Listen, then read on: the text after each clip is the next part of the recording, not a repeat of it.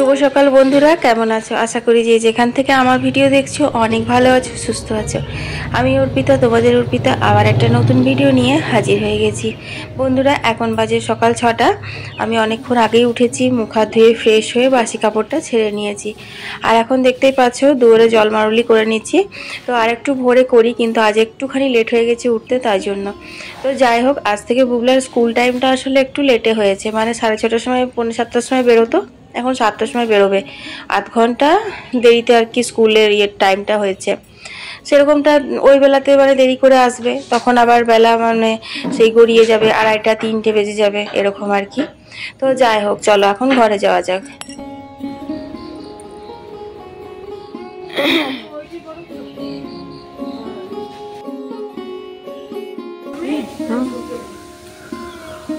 এক একটা পাতা যেন একটাও পাতা ছিল না, এবারে ডল কম হয়েছে। তুই মুখটা ধোগা, স্কুল টাইম হয়ে যাচ্ছে তো। যা মুখটা ধুলে গা, 6:30 বেজে গেল। তো সকাল সকাল তেতো দিয়েই শুরু করলাম। হ্যাঁ, নিম পাতা পারলাম। অবশ্য নিম পাতা কিন্তু সকালবেলায় খাওয়া ভীষণই উপকারী, পেটের পক্ষে, রক্ত পরিষ্কার করে, এটা আমরা সবাই জানি।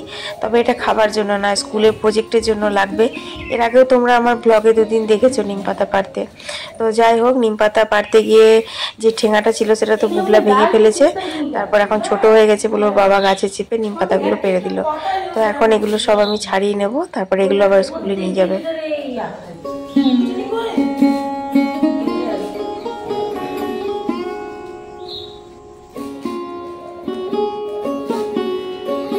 তো নিম পাতাগুলো ছাড়াচ্ছি, আর ওদিকে না টিফিন বানানোর টেনশন হচ্ছে। আলুর তরকারিটা চাপিয়ে দিয়েছি, আর পরোটা করে দেবো আজকে, ওটাই হচ্ছে বুবলার স্কুলের টিফিন।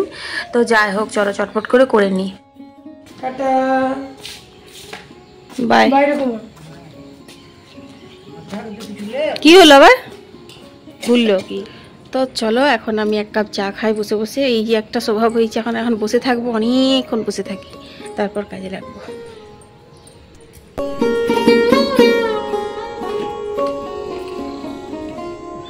তারপর আমি চলে এলাম, দেখো জামা কাপড়গুলো ভেজাতে। প্রত্যেক দিন কাচাকুচি তো থাকবেই, তাই না?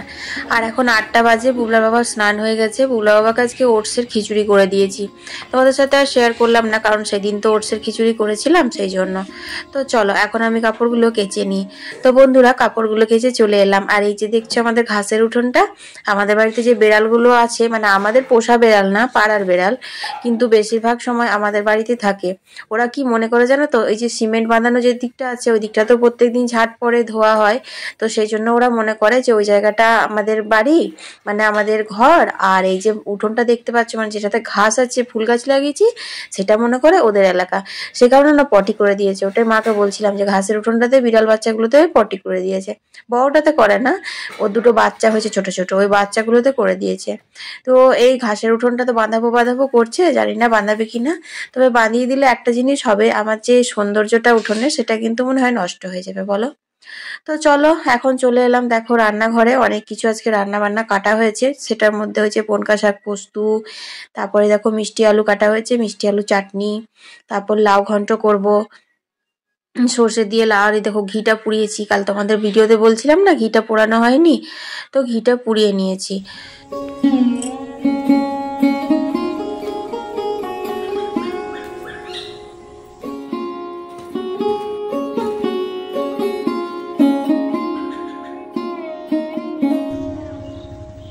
ঘরের সমস্ত কাজবাজ সেরে একবারে স্নান করে নিলাম। এখন তো ওয়েদার চেঞ্জ হয়ে গেছে, একটু রুটিনটা পরিবর্তন করে নিয়েছি। আগে রান্না বান্না করে স্নান করতাম, এখন বেশিরভাগ দিনটাই না আগে স্নান করে নিচ্ছি। তার কারণ হচ্ছে যে আর অতটা গরম নেই, গরম লাগে না রান্না করতে। আর এই দেখো বিড়ালটা না অনেকক্ষণ ধরে বসেছিল, জানি না কেন, মানে ট্রাইপডে মোবাইলটা সেট করা আছে তো, সেটা অবাক হয়ে দেখছিল এটা কি।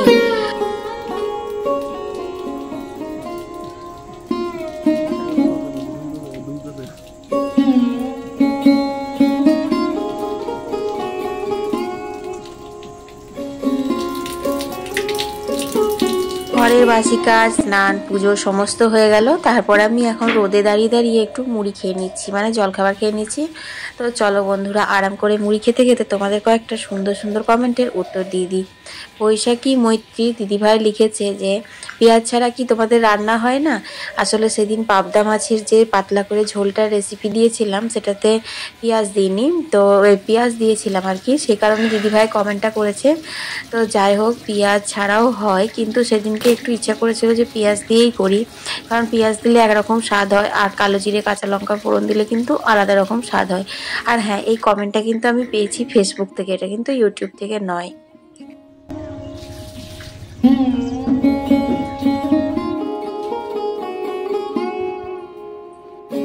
তো চলো এখন এবার কলের জলগুলো নিয়ে নেবো। আর তোমার রান্না এখন কিচ্ছু হয়নি, শুধু দুধটা হতে দিয়েছিলাম আর লাউটা নুন হলুদ দিয়ে সেদ্ধ হতে দিয়েছিলাম। সর্ষে দিয়ে লাউটা করছি, খেতে বেশ ভালো লাগছে আলু ছাড়া। তো চলো সবচেয়ে প্রথমে ভাতটা বসিয়ে দিই, তারপর মাছ টাছগুলো ধুতে হবে। আর এই যে দেখতে পাচ্ছ, আমি কিন্তু ঠোঁটে লিপস্টিক পরিনি, কয়েকটা লিপ বাম অর্ডার দিয়েছিলাম, কয়েকটা মানে 1 ডজন 12টা। তো যখন লাগাচ্ছি তখন নর্মাল যেরকম ভেসলিন টেসলিন লাগালে হয় সেরকমই হচ্ছে, তারপর একটু পরে যেন ঠোঁটটাতে একটু পিঙ্ক পিঙ্ক কালার চলে আসছে।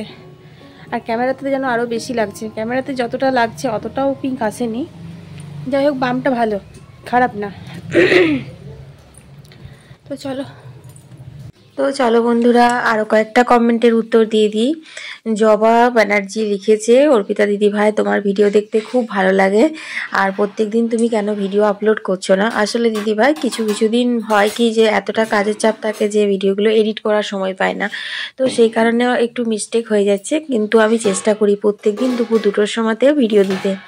আর হ্যাঁ, প্রিমিয়ারে ভিডিও দিচ্ছি, ভালো লাগছে, লাইভ চ্যাট হচ্ছে, কিন্তু সত্যি কথা বলতে কি সেই সময়তে মানে মাঝের মধ্যে আমি প্রিমিয়ারে নিজেই জয়েন করতে পারছি না। তো কলের জল নিতে নিতে দেখো আমি এখানে লাউটা সেদ্ধ হতে দিয়েছিলাম। লাউটা শুধু নুন আর হলুদ দিয়ে মিষ্টি দিয়ে সেদ্ধ হতে দিয়েছিলাম। তো আলু ছাড়া সর্ষে গুঁড়ো শুকনো লঙ্কা দিয়ে লাউ ঘন্টটা খেতে বেশ ভালো হচ্ছে, সেই জন্য বেশ 2-3 দিনই মানে রান্নাটা হলো। মাঝের মধ্যে অন্যরকমই হচ্ছিল, তো একদিন করে দেখলাম, মানে অরুচি করেই করেছিলাম, ভাবলাম যে ভাল লাগবে না লাগবে, অল্প করে করেছিলাম, খেতে বেশ ভালো হয়েছিল। তো সেই কারণে তারপর থেকে 2-3 দিন এখন এটাই চলছে। তো সর্ষের তেলে কালো সর্ষে আর শুকনো লঙ্কা ফোড়ন দিয়ে সেদ্ধ করা লাউটা দিয়ে দিলাম, এর মধ্যে কিছু মশলা দেওয়ার দরকার নেই।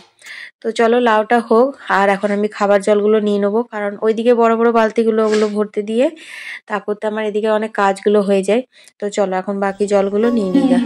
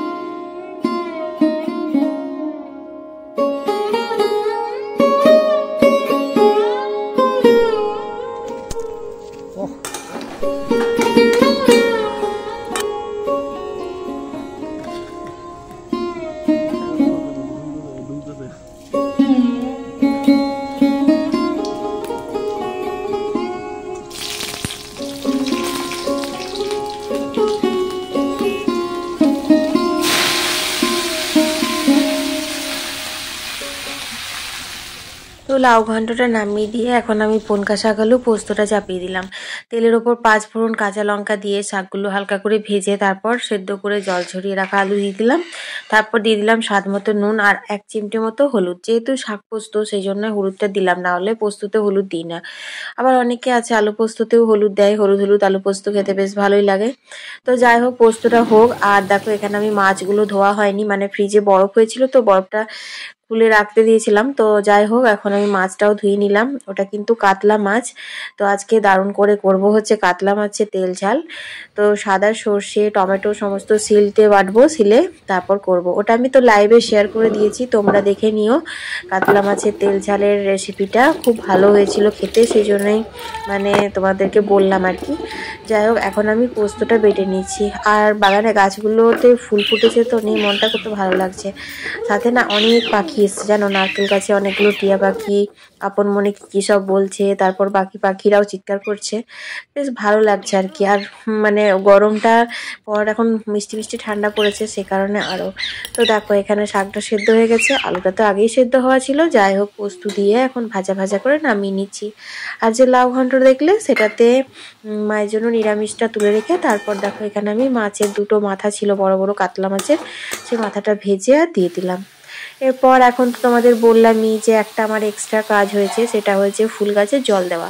তো দেখো এখানে আমি ফুল গাছে জল দিচ্ছি, আর তোমরা বুঝতে পারছো কিনা জানি না, কত মাথার ওপর প্রজাপতি উঠছে দেখছো, 4-5টা প্রজাপতি এইখানেই ঘুরু ঘুরু ঘুরু ঘুরু করে উঠতেই থাকে দেখো। তো আমি তো ভিডিওটা অনেকটা কেটে কেটে কেটে কেটে ছোট করে দিয়েছি, অনেক প্রজাপতি জানো তো ঘুরছিল আমি যখন জল দিচ্ছিলাম।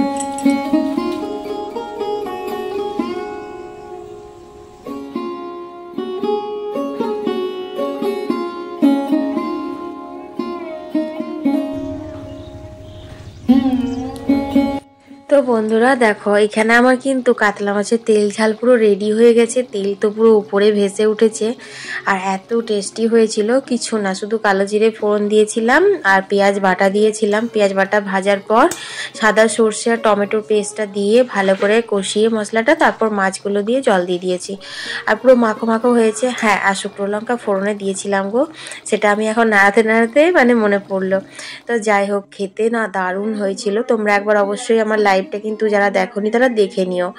তো রান্না বান্না পুরো কমপ্লিট হয়ে গেছে, দেখো এখানে মিষ্টি আলুর চাটনি করেছিলাম, চাটনিটাও খেতে খুব ভালো হয়েছিল, আর পেঁপে সেদ্ধ এটা মাখতে হবে, আর পোস্ত, আর হয়েছে ডাল। তো এগুলোই ছিল আজকে দুপুরে মেনু। তারপর খেয়ে দিয়ে একটা ট্রেনে ঘুম দিয়েছিলাম, অনেক দিন পর না আজকে একটু ঘুমোলাম জানো তো।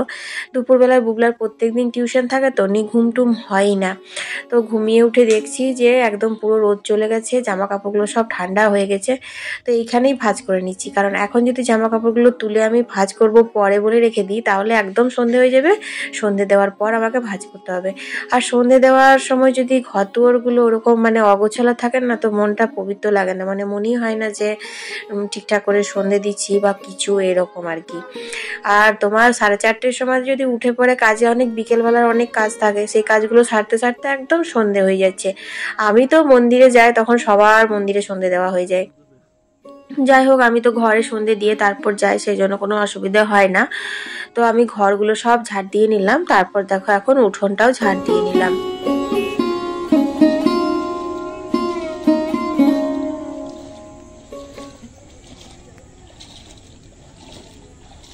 তো চলো বন্ধুরা, একদম সন্ধে হয়ে এসেছে, চটপট করে চুলটে বেঁধে নিই, তারপর আবার সন্ধে দিতে হবে, নাহলে একদম অন্ধকার হয়ে যাবে।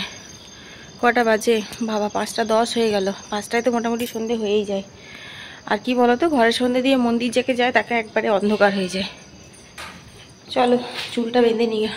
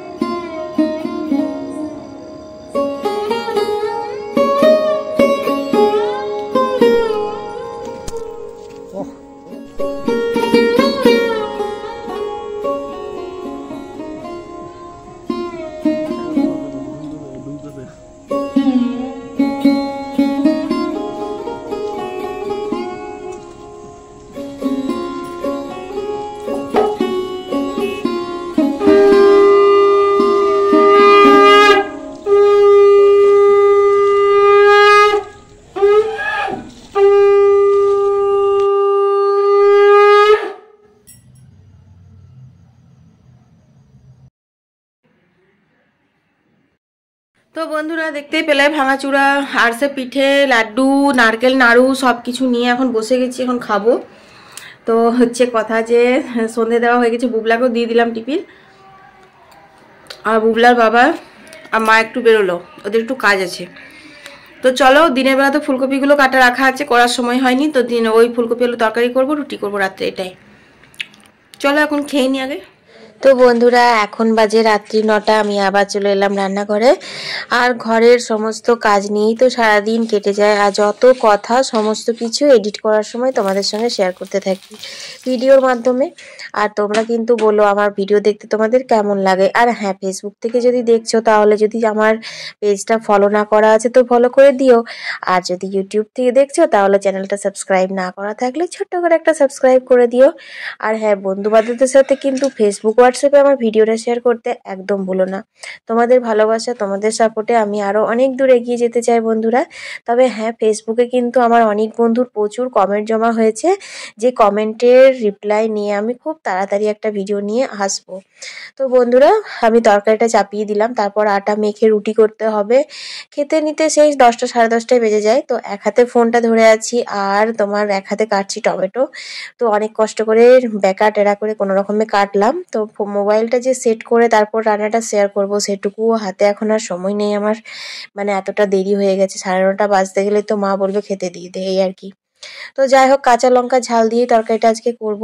তো কাঁচা লঙ্কার ঝাল দিয়ে আজকের ভিডিওটাও আমি শেষ করে দিলাম। নিম পাতা দিয়ে শুরু হলো আর কাঁচা লঙ্কা দিয়ে শেষ হলো।